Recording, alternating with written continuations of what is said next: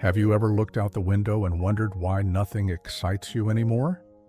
The days pass, the seasons change, but inside, it feels still. You're not depressed, you're not tired, but the spark, that feeling of energy and purpose, seems to have faded. You're not alone. In fact, millions of people over 60 experience this silent shift, a gradual loss of motivation, of drive, of passion for things that once mattered deeply. In today's video, we'll explore the real reasons why this happens, and more importantly, what you can do about it.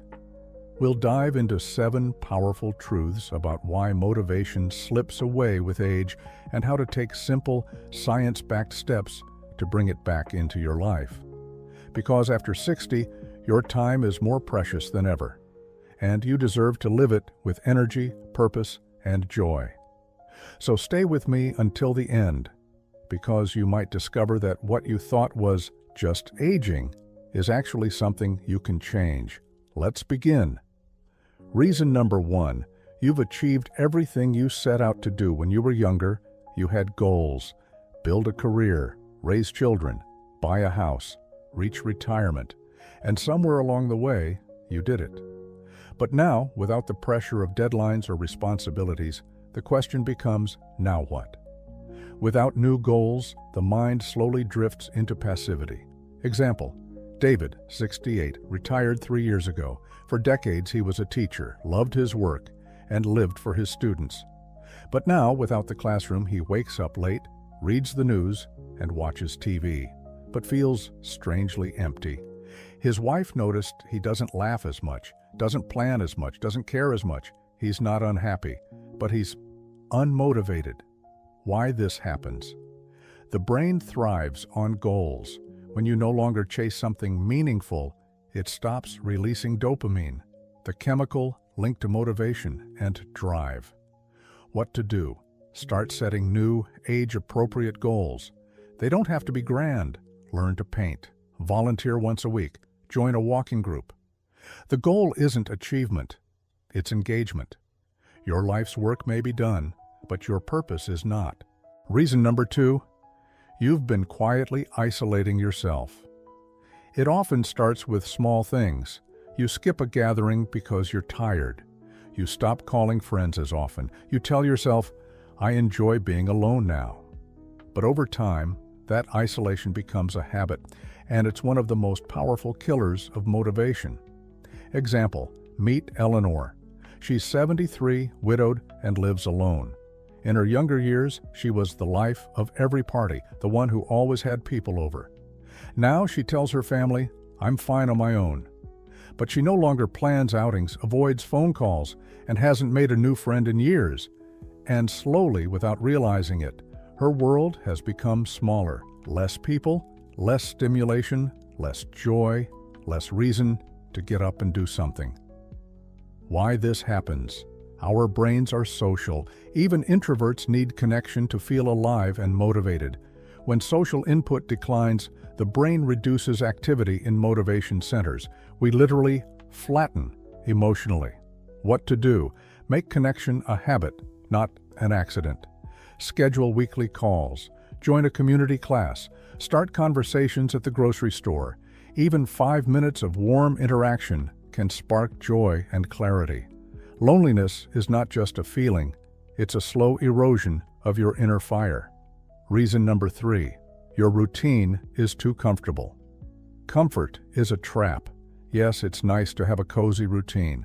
Wake up, coffee, news, maybe a walk, some TV, dinner, sleep. But if your days are too predictable, your brain stops anticipating new things, and that anticipation is what fuels motivation. Example: Harold, 66, loves his routine. He's proud of it. But lately, he's noticed time blurring.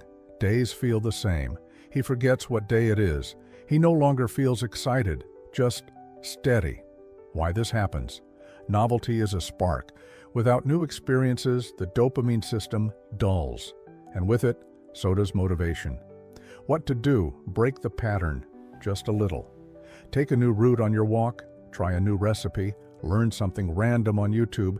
You don't need chaos, you just need change. Your brain craves newness. Feed it surprises, even small ones. Reason number 4. You've stopped using your strengths. One of the most overlooked causes of lost motivation after 60 is this. You've stopped doing what you're good at. Think about it. In your working years or while raising a family, you used your strengths daily. You solved problems, helped others, made decisions, created things. You had a role. And in that role, you felt useful. But retirement or lifestyle changes often remove those roles, and suddenly your core strengths go unused. Example, Gloria was an organizer. She ran her home like a ship, kept the calendar, helped the neighbors, planned events. But now, in her late 60s, her children are grown, her social group is quieter, and no one needs her skills anymore. So she does less and feels less alive. Why this happens? Humans are wired to thrive when we use what we're best at. Our core strengths, whether it's kindness, leadership, creativity, or problem solving, give us a sense of meaning. When they're not used, we feel disconnected from who we are. What to do? Take inventory. What were you always naturally good at? Was it listening to people, organizing, fixing things, teaching? Find small new ways to use that skill, even once a week. Start a small blog. Help a neighbor organize their garage. Mentor someone. Let your gift live again. Your strengths didn't retire. They're just waiting to be invited back. Reason number 5. You mistake rest for recharging. After 60, we're told, slow down, rest more, take it easy. And while rest is essential, it's not the same as recharging. Example, Tom, 71, thought that watching TV all day was the ultimate retirement freedom, and for a while it felt good.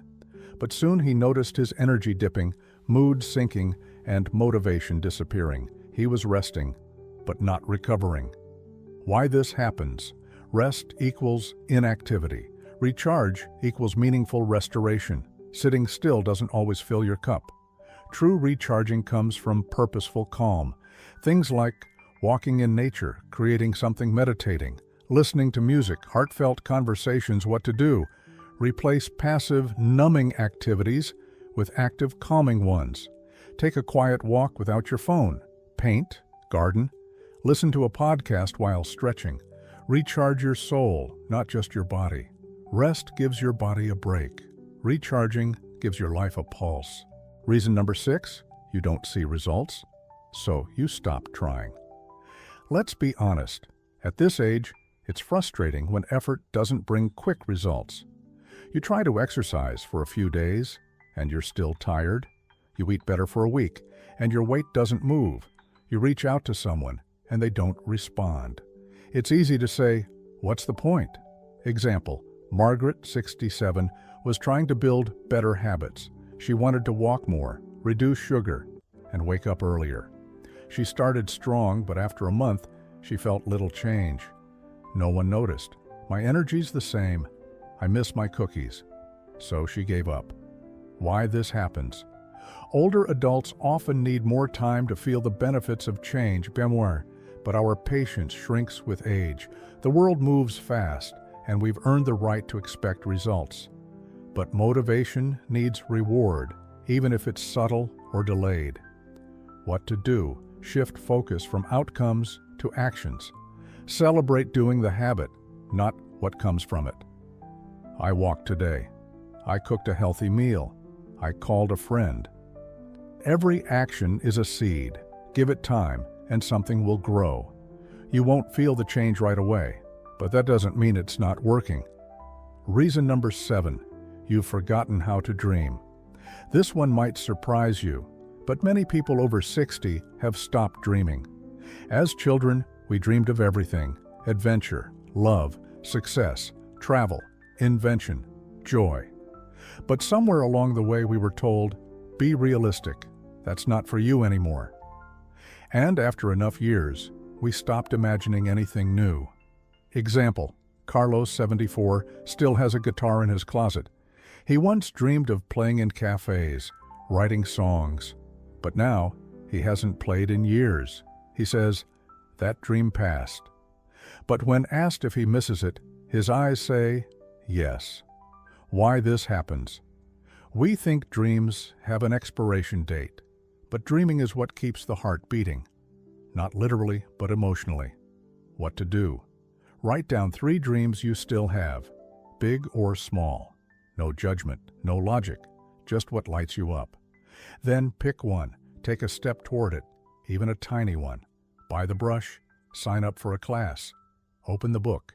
You don't need to change the world, you just need to remember what makes yours feel alive. Dreams don't die, they wait for you to come back. Final reflection. It's not lost, it's waiting. If you've recognized even one of these signs in your own life, whether it's a lack of excitement, emotional flatness, or daily fatigue, I want you to know this: you're not broken, you're not lazy, you're not too old, you're simply disconnected from your inner fire, and that fire can be lit again. Motivation doesn't disappear permanently, it just gets quiet until you call it back. Let's quickly recap the 7 hidden reasons why motivation slips away after 60. 1. You've achieved your big goals but haven't set new ones. 2. You've been isolating more than you realize. 3. Your routine has become too comfortable. 4. You've stopped using your natural strengths. 5. You confuse rest with real recharging. 6. You stop trying when results don't come fast enough. 7. You've forgotten how to dream. Each one of these reasons is common, and each one is also fixable. So what can you do right now? Start with just one thing. Set a small goal. Make one phone call. Try one new thing this week. Say out loud, "I still have something meaningful ahead of me." Because you do. You still have time, you still have energy, and you still have a purpose that only you can fulfill. You don't need a second youth. You need a second spark. Final call to action. Leave a comment below and tell me, which one of these 7 truths resonated with you the most? Was there one that made you pause? One that felt too familiar? Your story matters. Your presence here matters. And if you haven't yet, please subscribe to Longevity Talks, because we're building a community of wisdom, support, and late-blooming joy. Thank you for watching. See you in the next video, where we'll continue building a better life, one insight at a time.